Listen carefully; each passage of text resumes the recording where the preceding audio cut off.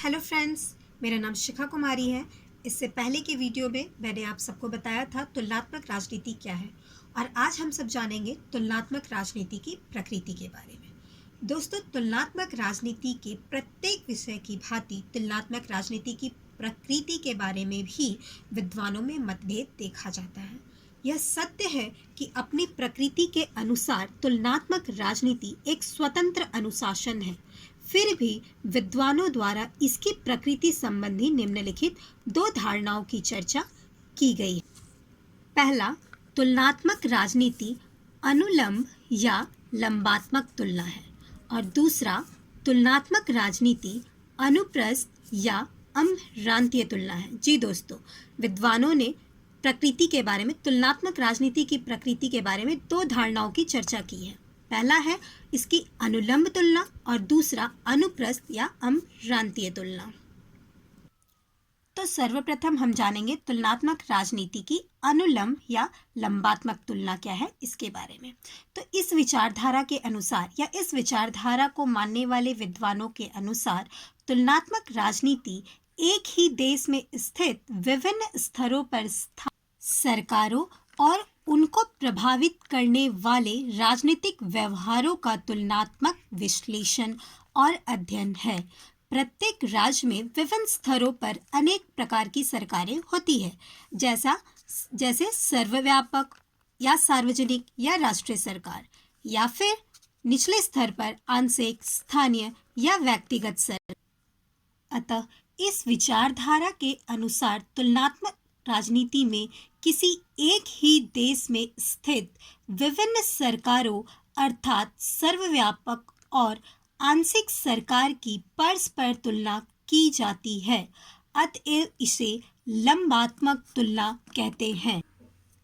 अतः हम देख पा रहे हैं कि इस विचारधारा को, यानी कि जो मानते हैं कि तुलनात्मक राजनीति लंबात्मक तुलना है, इस विचारधारा को मानने वाले विद्वानों के अनुसार यह एक ही देश में स्थित सरकारों की या फिर राजनीति की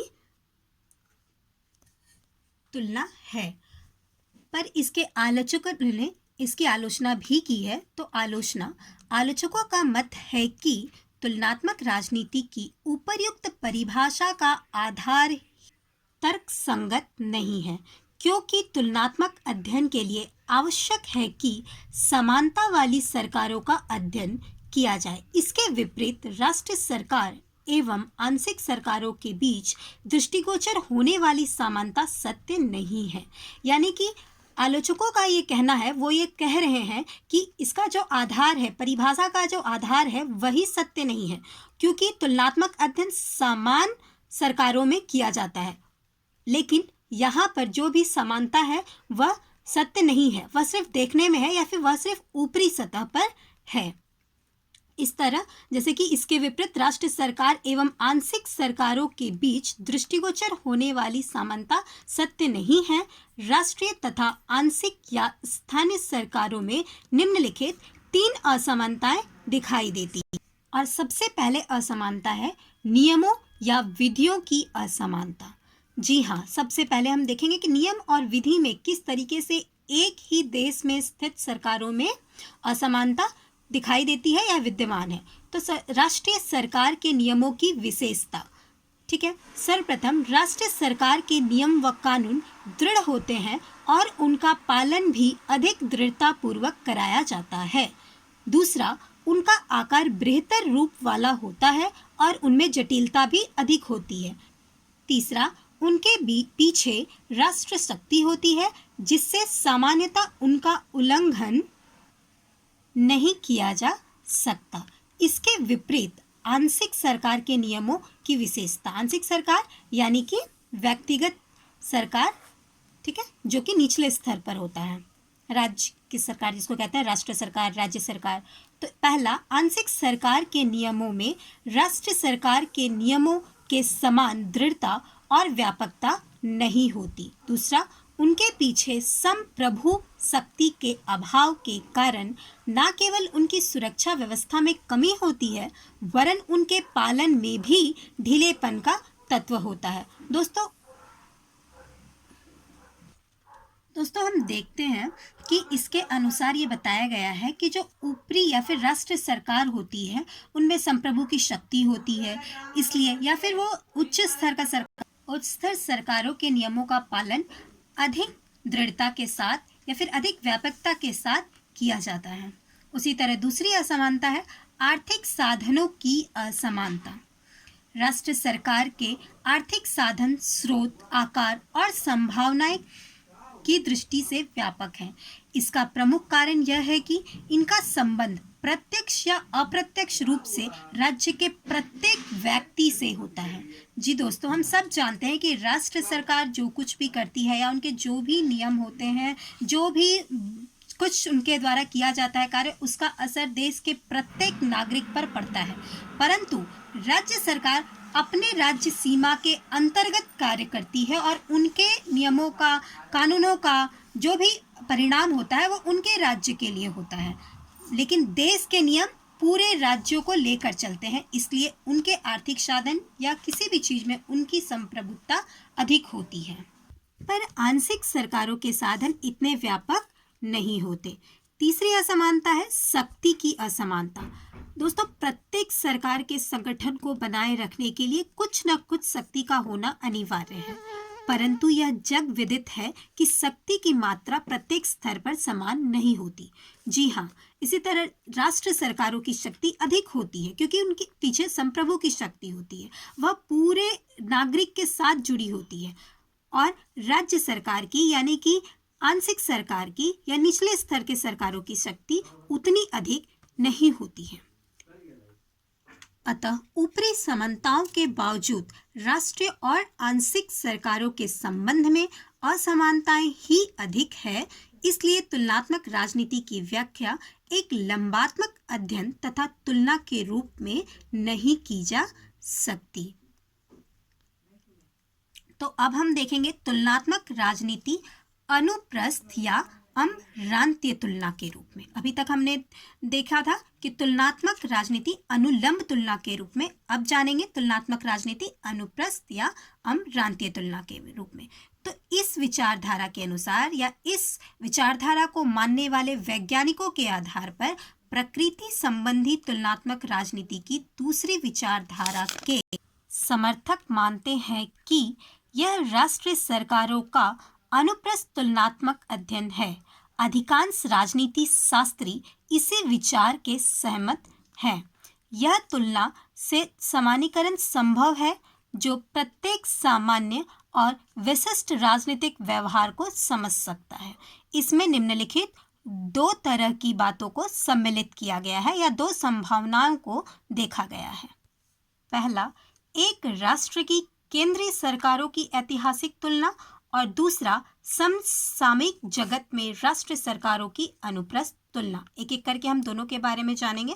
तो सर्वप्रथम एक राष्ट्र की केंद्रीय सरकारों की ऐतिहासिक तुलना। इसके अंतर्गत हम इसके बारे में जानेंगे कि ये क्या, इसमें क्या कहा जाता है विचारकों के द्वारा।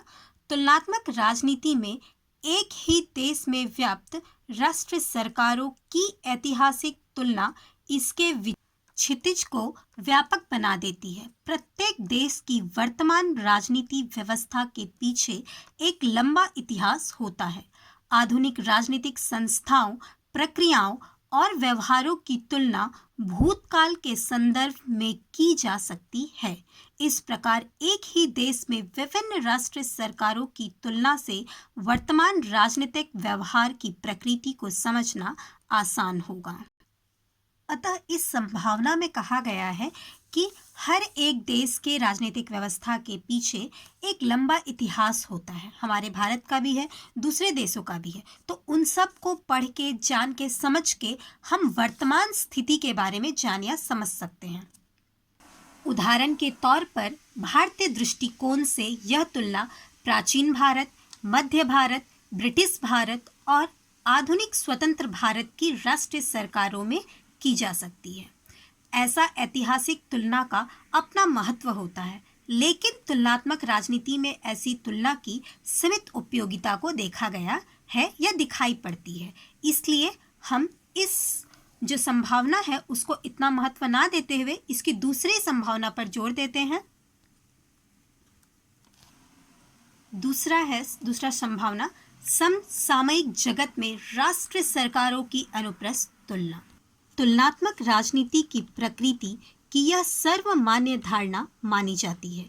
इसके अनुसार तुलनात्मक राजनीति समसामयिक दुनिया में व्याप्त राष्ट्र सरकारों का तुलनात्मक अध्ययन है, यानी कि पूरी दुनिया में जो भी राष्ट्र सरकारें हैं उन सभी के बीच के तुलनात्मक अध्ययन को इस धारणा के अंदर रखा गया है, संभावना किया गया है। प्रकृति संबंधी इस धारणा का समर्थन करते हुए ब्लॉडेल ने लिखा है, हमारे पास तुलनात्मक सरकारों के अध्ययन का केवल एक ही दृष्टिकोण बचता है और वह है समकालीन विश्व की राजनीतिक व्यवस्थाओं से संबंध राष्ट्र सरकारों का राष्ट्र सीमाओं के आर पार अध्ययन करना। वास्तव में यह तुलना समानीकरण की ओर ले जाने में सहायक है। इससे राजनीतिक संस्थाओं और व्यवस्थाओं की प्रकृति और कार्य करने के ढंग को भी समझा जा सकता है। अतः सबसे ज्यादा मान्यता इसी धारणा को दिया गया है। अतः तुलनात्मक राजनीति की सिद्ध होता है कि यह एक स्वतंत्र अनुशासन बन गया है। अतः तुलनात्मक राजनीति एक से अधिक देशों की राष्ट्र सरकारों का ऐतिहासिक या राष्ट्र सीमाओं के आर पार तुलनात्मक अध्ययन नहीं है, बल्कि इसके साथ साथ राजनीतिक क्रियाओं, व्यवहारों और इनको प्रभावित करने वाली गैर संवैधानिक या गैर शासकीय व्यवस्थाओं का भी तुलनात्मक अध्ययन है। इसी संदर्भ में तुलनात्मक राजनीति की प्रकृति को समझा जा सकता है।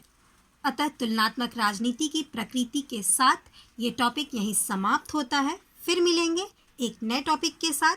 प्लीज़ लाइक करें, सब्सक्राइब करें और शेयर करें। घर पर रहें, सुरक्षित रहें। नमस्कार।